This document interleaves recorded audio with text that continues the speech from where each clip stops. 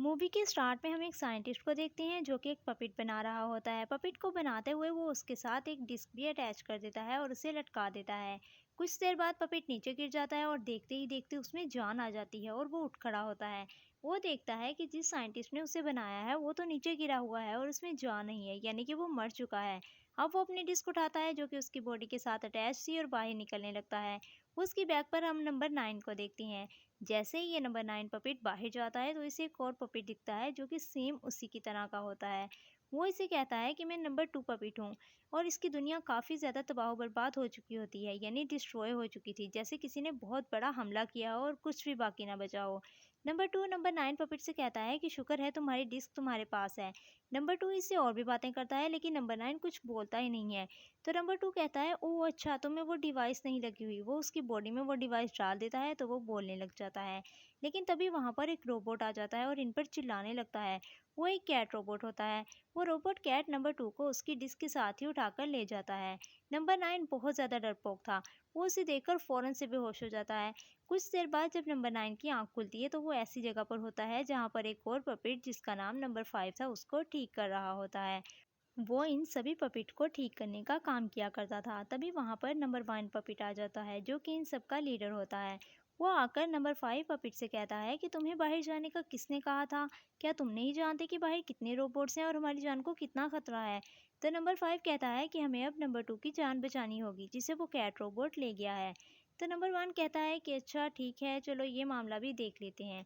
फिर वो नंबर 9 को अपने साथ ले जाता है जो कि अब बिल्कुल ठीक हो चुका था। लीडर नंबर 9 को बाहर की दुनिया दिखाते हुए कहता है कि कई साल पहले जब हम पहली बार इस दुनिया पर आए थे तो इंसानों और रोबोट में जंग छिड़ी थी। उन्होंने आपस में बहुत ज़्यादा लड़ाई की। वो एक दूसरे को ख़त्म करना चाहते थे, जिसकी वजह से यहाँ की हवा बहुत ज़्यादा जहरीली हो गई थी, यानी कि काफ़ी ज़्यादा पॉइजनस हो गई थी। यहाँ फिर कोई भी इस पॉइजनस गैस की वजह से बच नहीं पाया। सब कुछ ख़त्म हो गया। तुम अपनी आंखों से देख सकते हो। लेकिन सिर्फ एक रोबोट बचा है और वो है कैट रोबोट। वो एक ही हम सब पर भारी पड़ जाता है। इसी वजह से हम सारे पपेट्स यहाँ पर छुप के रहते हैं, क्योंकि इस दुनिया में हमारे अलावा या इस कैट रोबोट के अलावा और कोई नहीं है। फिर वो इसे एक ऐसी जगह पर लेकर आता है जहाँ एक चार्ट पर कुछ नंबर लिखे होते हैं और कुछ नंबर पर तो क्रॉस भी लगा होता है। इसका ये मतलब था कि वो नंबर्स वाले पपेट मर चुके थे या इनको रोबोट कैट ले गया था। फिर इसके साथ लीडर नंबर 2 पर भी क्रॉस लगा देता है। तो नंबर 9 उसे कहता है कि ये आप क्या कर रहे हैं? क्या आप जानते हैं कि कैट रोबोट ने उसे मार दिया है या फिर वो जिंदा है?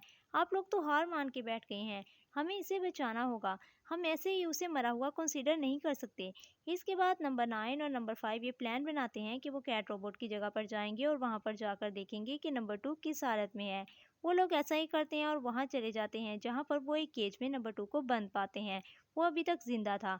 वो जाकर उसका केज खोलते हैं, लेकिन तभी वहाँ पर वो कैट रोबोट आ जाता है और लकीली तभी वहाँ पर एक फीमेल पपिट आती है जो कि कैट रोबोट का सर उसकी बॉडी से अलग कर देती है। वो सब बहुत ज़्यादा खुश हो जाते हैं।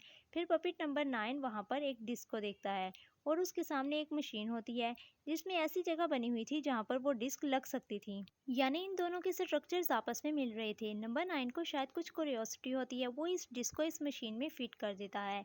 बाकी सारे पपिट उसे मना करने वाले होते हैं लेकिन तब तक बहुत देर हो चुकी थी। मशीन स्टार्ट हो जाती है और नंबर 2 पपिट की सोल को अपने अंदर ले लेती है। बहुत ही ये सैड मोमेंट था, क्योंकि नंबर 9 को इस बारे में कुछ भी नहीं पता था। नंबर 9 नंबर 5 और वही फीमेल पपिट फिर वहाँ से जाने लगते हैं, लेकिन मशीन अभी भी इन पर अटैक करना चाह रही होती है।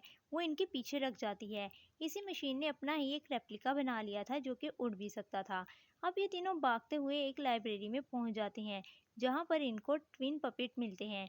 वो इनको वीडियो दिखाते हैं जिसमें साफ पता चल रहा था कि इन लोगों ने मशीन को अपने फ़ायदे के लिए बनाया था, ताकि वो लोग इनको इजीली यूज़ कर सकें और फ्यूचर में भी यूज़ कर सकें। और फिर इन मशीन ने सोचना शुरू कर दिया। इनको ये लगा कि इनकी इस दुनिया में एक अलग जगह है। उन्होंने इंसानों से ही जंग शुरू कर दी और यहाँ पर फिर सब कुछ ख़राब होना शुरू हो गया। जब इंसान और मशीन दोनों एक दूसरे के साथ ही लड़ना शुरू हो गए और आहिस्ता आहिस्ता सब खत्म होता गया।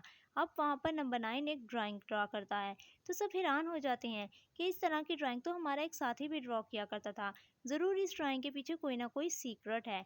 पर इनका वो साथी तो अभी चर्च में ही था, लीडर के पास, जहाँ पर ये लोग रह रहे थे।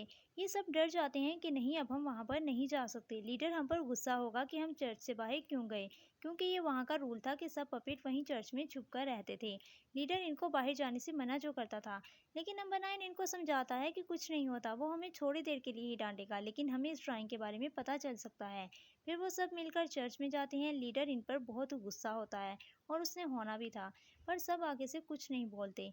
तभी इनका वो साथी पपेट आता है और वो ड्राइंग दिखाने लगता है, और उसे उस डिस्क के बारे में बता ही रहा होता है कि तभी वहाँ पर फिर वो मशीन आ जाती है, वही उड़ने वाली रेप्लिका मशीन, जो इन पर अटैक करने लगती है।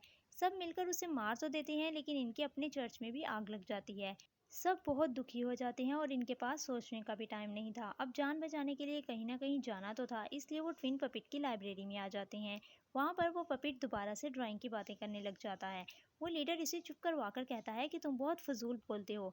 अगर हम इस जगह पर रह रहे हैं तो मसला क्या है? तुम लोग अपनी जान गंवाना क्यों चाहते हो? डिस्क की बातें तुम लोग अपने दिमाग से निकाल क्यों नहीं देते? तुम्हें याद है ना कि पपिट नंबर 2 भी तुम्हारी तरह ही बातें किया करता था, और जब वो बाहर गया तो उसका क्या हाल हुआ? यहाँ पर नंबर 9 को कुछ गड़बड़ लगती है, और वो लीडर से कहता है कि आपने जानबूझकर नंबर 2 को बाहर भेजा था, ताकि उसके साथ कुछ हो और इन लोगों को लेसन मिले। तो लीडर यहाँ पर मान जाता है और कहता है, हाँ, मुझे अपने बाकी सब पपिट को बचाने के लिए ऐसा करना पड़ा।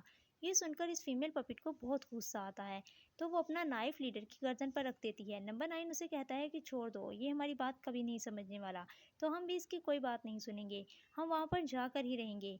इधर हम मशीन का सीन देखते हैं। मशीन ने नंबर 2 की बॉडी की सोल को अपने अंदर लेकर उसकी बॉडी को हिप्नोटाइज कर दिया होता है। वो एक और पपिट को भी हिप्नोटाइज कर देती है और उसकी बॉडी को सी देती है। साथ ही साथ वो लीडर को भी हिप्नोटाइज कर लेती है और उसे अपने अंदर ले जाने ही वाली होती है कि तभी वहाँ पर बाकी पपेट भी आ जाते हैं। वो लीडर को आज़ाद करवा लेते हैं, यानी उसे छुड़वा लेते हैं। पर वो मशीन इस पपेट को, जिसको इसने सिया था, इसको और फीमेल पपेट को अपनी बॉडी में ले जाती है। अब ये सब सोचने लगते हैं कि कैसे अपने साथियों को बचाया जाए। वो लोग थोड़ा आगे जाते हैं तो इन्हें एक ऑयल ड्रम दिखता है। वो लोग सोचते हैं कि हम इसको ब्लास्ट कर देंगे ताकि मशीन भी बीच में ही डिस्ट्रॉय हो जाए, लेकिन नंबर 9 कहता है कि नहीं, हमारे साथी इनके पास हैं जिनको हमें बचाना होगा। मैं पहले इनको जाकर बचाऊंगा, और अगर कुछ देर तक मैं ना आ सका तो तुम लोग मेरी जगह ब्लास्ट कर देना और मेरी जान की परवाह मत करना। नंबर 9 अंदर जाता है जहाँ पर वो मशीन होती है। वो इस पपेट की सोल भी अपने अंदर ले चुकी होती है, जिसको इसने सिया था।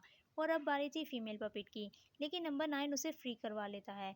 नंबर 9 और वो फीमेल पपिट एक साथ बाहर की तरफ आने लगते हैं, क्योंकि काफ़ी देर हो चुकी थी, तो उसके बाकी साथी वहाँ पर ब्लास्ट कर देते हैं, जैसा कि नंबर 9 ने कहा था, जिसकी वजह से वो दोनों खुद भी जख्मी हो जाते हैं। लेकिन लकीली टाइम पर बाहर आ ही जाते हैं। यहाँ पर सब काफ़ी खुश हो रहे थे कि उन्होंने मशीन को डिस्ट्रॉय कर दिया है, लेकिन इस मशीन के साथ कुछ क्रिएचर्स भी थे जो उसे ऑपरेट करते थे। अभी तक सिर्फ वो क्रिएचर्स ही डिस्ट्रॉय हुए थे, और मशीन सब कुछ जानती थी कि आगे इसको क्या करना है, और वो अभी तक ठीक थी। मशीन नंबर 5 पपेट के सामने आती है और उसकी सोल को खींचने लगती है, जबकि बाकी सब अपनी जान बचाने के लिए वहां से भाग जाते हैं। लेकिन जिस ब्रिज से वो लोग जाते हैं वहां पर मशीन भी आ जाती है, पर उसके वेट की वजह से ब्रिज टूटने लगता है, मशीन नीचे गिरने लगती है। फिर मशीन यहाँ पर इस पपेट की सोल को भी अपने अंदर ले रही होती है, जो कि ड्राइंग बनाया करता था। वो भी मशीन के साथ ही गिरने वाला होता है, तो वो अपनी साथियों से कहता है कि तुम सब यहाँ से चले जाओ, तुम्हारे लिए यही काफ़ी है कि ये मशीन तबाह हो रही है, तुम सब फ्यूचर में सेफली रह सकोगे। इतनी देर में वो मशीन इस पपेट की सोल को भी अपने अंदर ले चुकी होती है, तो बाकी पपेट इस मशीन को ब्लास्ट नहीं करते, हालांकि वो कर सकते थे क्योंकि उन्होंने अपने साथी की सोल बचानी थी। अब नंबर 9 फ़ौरन इस जगह पर जाता है जहाँ पर उसे बनाया गया था, और बाकी पपेट्स को भी। वो एक डिवाइस को खोलता है जिसमें इसी साइंटिस्ट का होलोग्राम निकलता है। वो साइंटिस्ट इस पपेट को बताता है कि मैंने अपनी सोल के 9 हिस्से किए थे और 9 पपेट में डाल दी, ताकि तुम मेरा अधूरा काम पूरा कर सको। इंसानों और मशीन में लड़ाई हुई, जिसकी वजह से सब इंसान मारे गए, और मैं भी मारा जाता तो तुम्हें अब मेरे लिए लड़ना होगा। इसीलिए तो हमने देखा था कि नंबर 9 को बनाने के बाद साइंटिस्ट मर गए थे, यानी कि वो हमेशा के लिए चले गए थे। साइंटिस्ट नंबर 9 को ये भी बताता है कि जो डिस्क तुम लोगों के पास है, इसको यूज़ करते हुए तुम सब लोग अपनी जान बचा सकते हो, और वो डिस्क इस वक्त मशीन के अंदर थी। तो नंबर 9 जाके अपने साथियों को भी बताता है कि हमें अभी इस मशीन को डिस्ट्रॉय नहीं करना, वरना वो डिस्क भी डिस्ट्रॉय हो जाएगी और हम सब बच नहीं पाएंगे। कोई इसकी बात पर यकीन नहीं करता, तो नंबर 9 हिम्मत करके खुद ही मशीन के सामने चला जाता है। मशीन इसकी सोल को खींचने लगती है, पर तभी इसकी जान बचाने के लिए लीडर सामने आ जाता है। फिर मशीन इसकी सोल को खींचने लगती है, तो नंबर 9 फ़ौरन से मशीन की डिस्क को बाहर निकाल लेता है और उसको ऑपरेट करने लगता है। ऐसा करते ही उस डिस्क से सारी सोल्स बाहर आने लगती हैं, जो कि मशीन ने इन पपेट्स से खींची थी।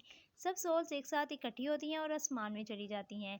सब बहुत ज़्यादा खुश होते हैं, और इसके बाद एक बहुत बड़ा ब्लास्ट होता है और वहाँ पर बारिश होने लगती है।